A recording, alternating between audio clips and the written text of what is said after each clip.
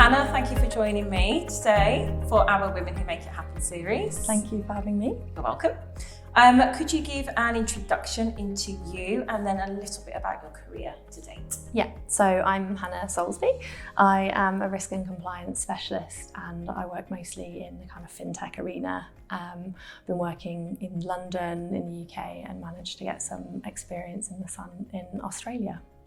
Exciting. Tell me more about your career changes then from the role you did in Australia, and then we'll move on to your most recent experience. Yeah, so I moved out to Australia as a secondee, really. I was working for a professional services firm in the UK and fancied something a bit different and got out there and had an amazing opportunity to go over into industry. So it was my first experience in financial services. I went to work for a big bank over there. Naturally, you can't stay forever. So when I came back, my priorities were a bit different and I wanted to stay kind of closer to home. I moved from a very sort of regulatory compliance focused area, working for a bank, and wanted to get some experience in more operational risk and sort of enterprise-wide view when I got back. So I had a little stint in non-financial services, and it was really interesting because there's completely different risk profiles. You kind of learn that everything's somehow regulated and there's risk everywhere, and organisations handle that very differently wherever you go. And then sort of during COVID, I fancied a change and I missed the pace and the complexity of regulated businesses. So moved back into the payments field, not quite financial services. And I had a kind of fantastic 2.5 years building a risk and compliance function at a group of EMI API licensees called Equals. And then when I'd kind of achieved what I wanted to achieve, I moved back into banking. So I now work back on the banking side. Very good. And what would you say the main differences have been in your experience from the professional services outfit to banking to your EMI? Like, what have those main differences been? I've been at very different stages of my career, from professional services to industry and more recently banking. I think the best part that I remember and the thing that really defines the professional services sort of setting is that you get to see how so many different organisations do things in quite a short space of time, because it's project-based or it's program-based. Yeah. So you get a real breadth of experience really quickly, which I think is a great place to start a career, and often would say to people that don't know what they want to do, go into advisory or consulting, because you get to see so much.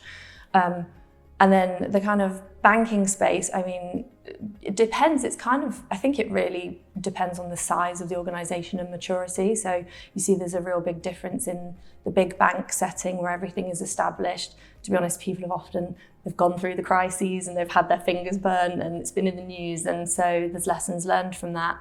And the pace is maybe slightly different.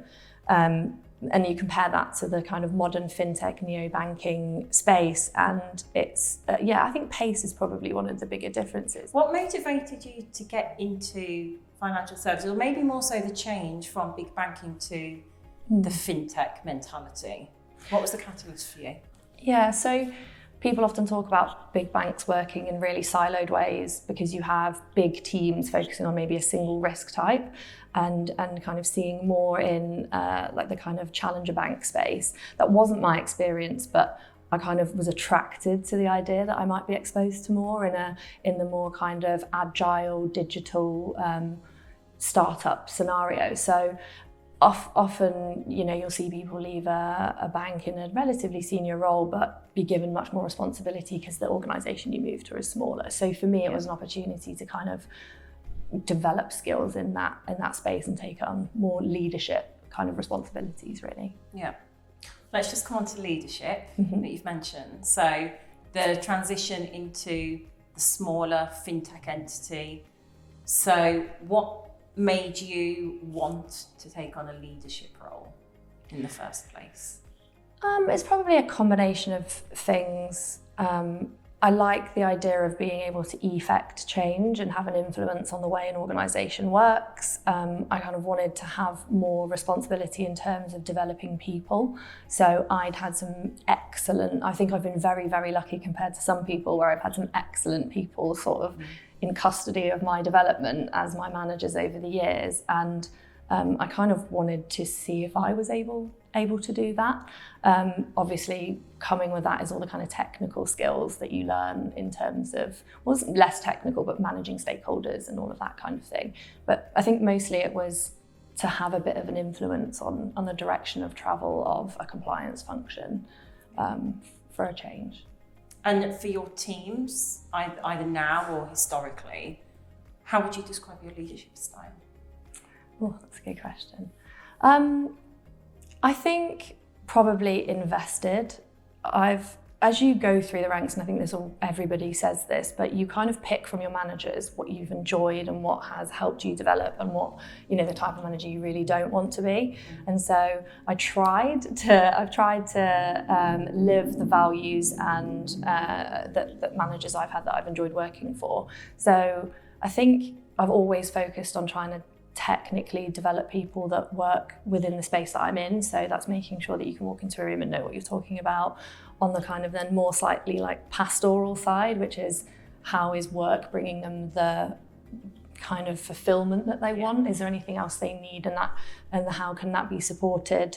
And then there's always focusing on and who are the people that you need to keep happy in your role, and picking the stakeholders that will help them move up through the ranks and become their kind of peer group as they go through their career. So I've tried to operate under that framework, which always worked for me when it was kind of adopted by the people that were my managers in the past. Yeah.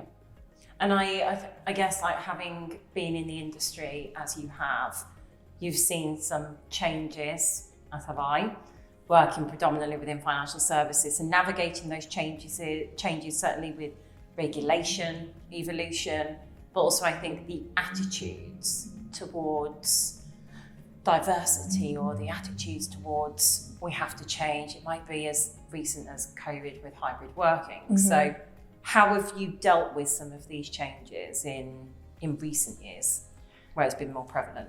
I think there's a link between a company's kind of openness to looking at things like D&I and their genuine investment in listening to compliance. And so I've seen I think COVID had the impact of making us all a bit more human.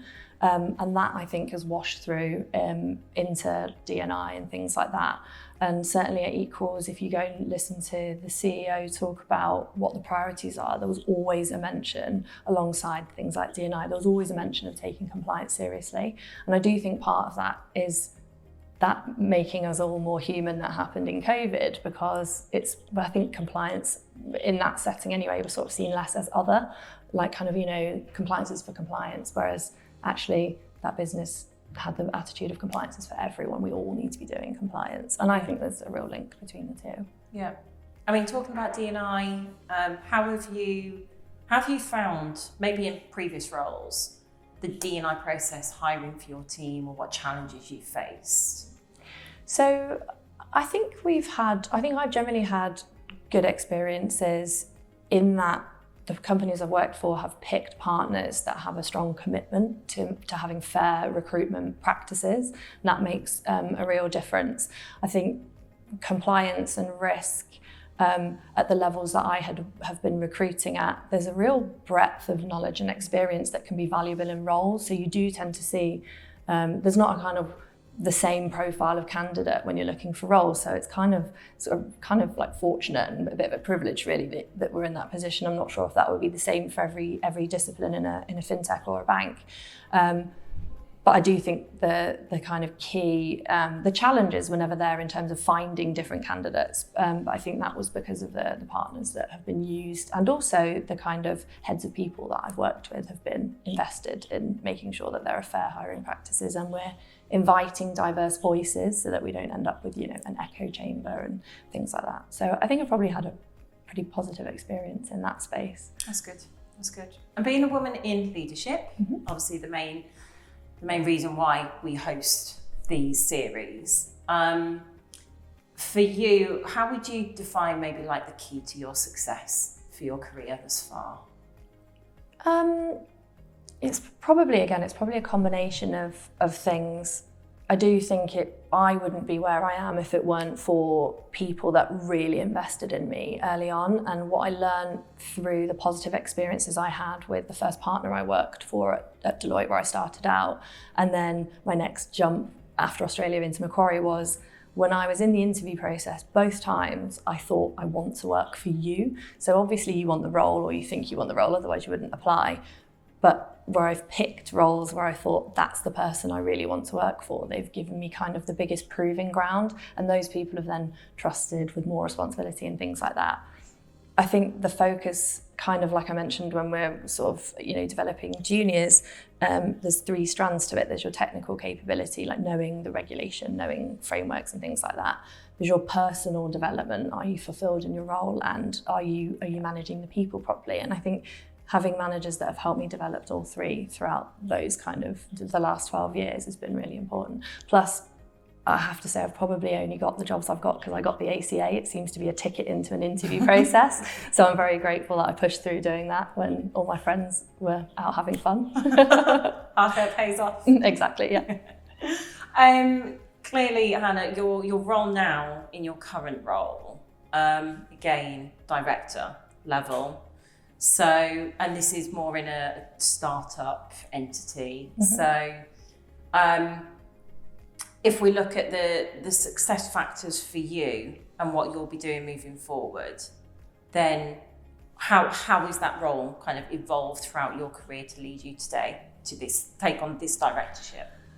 I think, honestly, the evolution has been kind of not losing the fire. Like, you have to have quite a lot of resilience to work in a startup environment. And I've only worked in startup for the last couple of roles.